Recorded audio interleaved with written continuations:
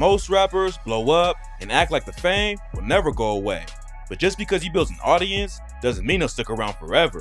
And today, we're breaking down the most famous rappers who fumbled the bag and fell off. Fetty Wap popped off with the track Trap Queen back in 2014. The song went super viral, and Fetty proved he wasn't just a one-hit wonder when his first album debuted at #1 on the Billboard 200. In 2016, Fetty was nominated for 2 Grammys and was on fire. But then, he just fell off out of nowhere.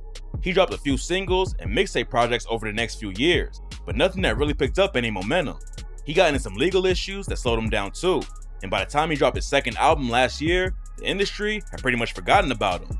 Fetty told Fat Joe during an interview, "The people I had around me wasn't experienced. You know what I mean? Like, nobody was experienced, honestly. I mean, you know how it go. You feel me? In the process, I'm trying to figure out, like, all right, why this going on, why that's going on. You know what I mean? Like, and then the finance part, like, yo, like, what's up with this? What's up with that?" Fetty was signed to RGF Records and 300 Entertainment, but according to him, they didn't even help put together his tours.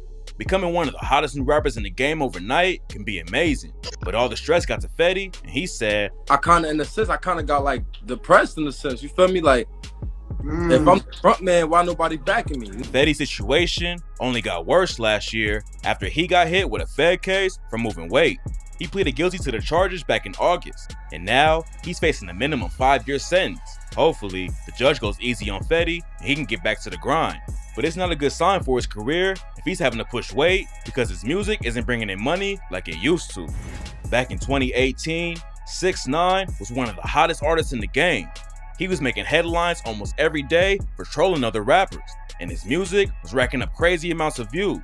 2 of his videos from that year have over 1 billion plays on YouTube, and 6ix9ine was already linking up with huge artists like Nicki Minaj. But right when it looked like 6ix9ine was going to take over the game completely, he got hit with a RICO case targeting the 9 Trey gangsters. He was facing a 47-year sentence, but every hip-hop fan knows the story of how he flipped on his own crew and snitched on everyone. 6ix9ine got hit with a 2-year sentence, but the judge let him out on house arrest early because of the pandemic. He got permission to shoot a video in his backyard, and in May 2020, he announced that he was coming back into the rap game. He dropped the track Gooba and racked up over 800 million views. Then he followed it up with another collab with Nicki. Their track Trolls debuted at #1 on the Hot 100, which was 6ix9ine's first time topping the charts. It looked like he really beat the odds and was going to be as hot as before. But then, 6ix9ine broke another record. Trolls popped off quick, but it fell off even faster. The second week it was out, the song dropped to #34 and broke the record for biggest drop from #1 in history. His third track back in the game debuted at #99 and fell off just a week later, and his fourth single didn't even hit the charts. 6ix9ine wasn't holding people's attention anymore, and apparently it was taking a hit on his bank account. 6ix9ine was facing a civil suit over an armed robbery he was allegedly involved in back in 2018, but he told the judge he couldn't afford to pay the victims. He said, "Right now, I'm struggling to make ends meet. I do not know if I will ever command the kind of advances I was paid before my arrest, and my career stalled." His manager, Wack 100, backed up the claim that 6ix9ine is broke on a Clubhouse call. He said, "Yeah, he broke as a mother. 6ix9ine ain't got nothing. Man, that nigga over there doing bad, bro. I had to send the nigga $20 for some gas. You know what I'm saying? That's why we was telling the people ain't nothing we can really do for you right now, because broke, bro. It's terrible, man." Like, outside of court, 6ix9ine is still flexing jewelry and stacks of cash, but a lot of people think it could all be fake or loaned out. One thing's for sure though, his music isn't bringing in the racks like it used to. The last music video he dropped on YouTube hasn't even hit 30 million views. 30 mil sounds like a lot, but for a dude who used to hit 1 billion, it's a sign he's falling off. Bobby Shmurda had one of the craziest come-ups in the rap game ever. He started rapping and remixing old tracks when he was around 10, but none of his early music picked up any attention. Then in 2014, he dropped the track Hot and everything changed overnight. Hot became one of the most viral tracks of all time, and the music video racked up almost 1 billion plays on YouTube. Bobby signed a deal with Epic Records, and it looked like he was going to become the new face of Brooklyn hip-hop. But just a couple months after he blew up, Bobby and his GS9 crew were targeted in a police takedown. At first, he was facing 25 years for conspiracy to commit murder and other charges. But in 2016, he pleaded guilty to third-degree conspiracy and weapons possession and got hit with a 7-year sentence. Bobby could have flipped like 6ix9ine and got a lighter sentence, but he kept it solid and just served the time. He got a lot of respect from fans and other artists for it, but his career still got put on hold for 5 years, and when he finally got released, fans couldn't wait for Shmurda to take over again. But the comeback didn't go like it was supposed to. Instead of dropping a first day out track like fans wanted, Bobby left him waiting even longer. He finally dropped his No Time for Sleep freestyle a few months after getting released, and it quickly racked up a few million plays on YouTube. Fans thought he was gonna go right back to the level he was at in 2014, but that's not how it turned out. Apparently, there were label issues going on behind the scenes, and in February, he aired the situation out on social media. He wrote, "I got a 70-year-old lady running my label, and I love her dearly, but she doesn't want to let me go at all. No matter what I do, I've been signed to them since I was 19. I did 6 years in jail trying to get off this label before I came home. You name one person in the industry, a label keeps signing in jail for 6 years. Yeah, I know. I made them more millions than they ever gave me. Just let me go." Epic finally released him from his contract back in March, and Bobby was ready to be fully independent and drop a new album. But when the record finally came out, it was clear that most of his fans had already moved on. He dropped the album b.o.b in August, and none of the tracks even hit 1 million plays on Spotify. Right now, it looks like the game has left Bobby behind. He went into prison as one of the hottest artists in the world, but by the time he came out, the hype just wasn't the same. Rich homie Quan popped off with the track Differences in 2012, and over the next couple of years, he was on some of the hottest tracks in the game.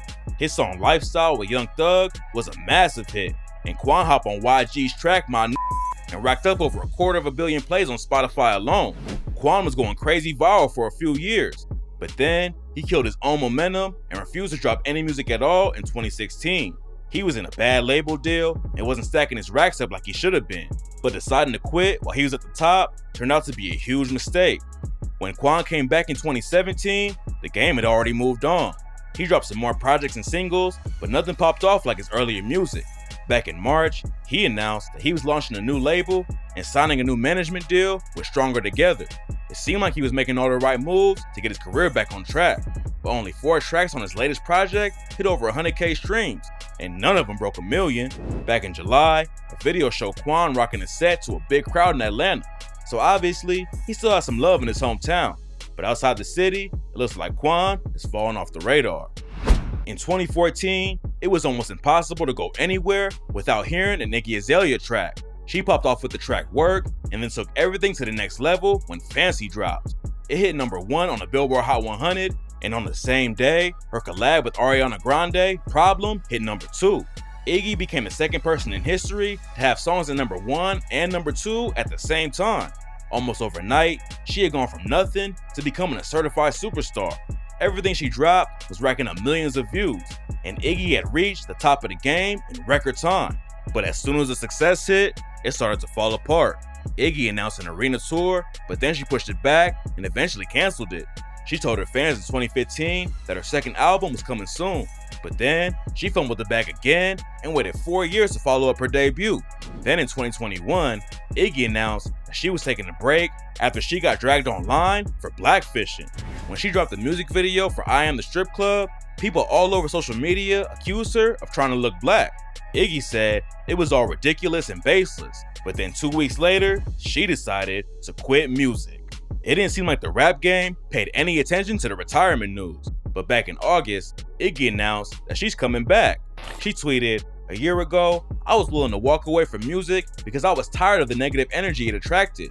But what I've learned is that even when I'm minding my business, y'all gonna be negative and nosy. So if I can't have peace, neither can you. I'm coming back. Cry about it."